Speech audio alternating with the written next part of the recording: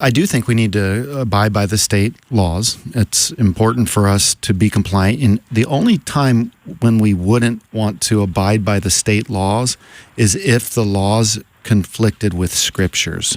And so insofar as we can see in the scriptures, obviously, marriage is going to be before God, but we don't see a ton as it relates to the ceremony and how that works out. And when we look back and we think about what's going on in the book of Genesis in particular, this is a nomadic group. I mean, Abraham's leaving from southern Mesopotamia and Ur of the Chaldeans, and he goes up to Haran, and he makes his way down into the Promised Land.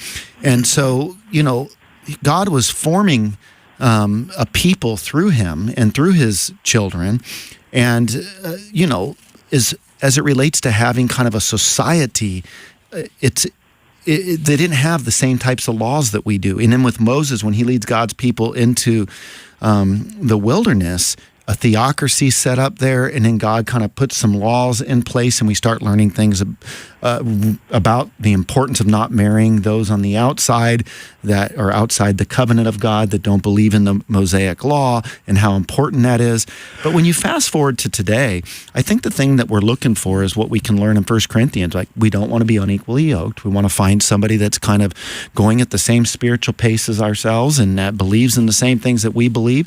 And then we should comply with the state laws because, we need to get registered.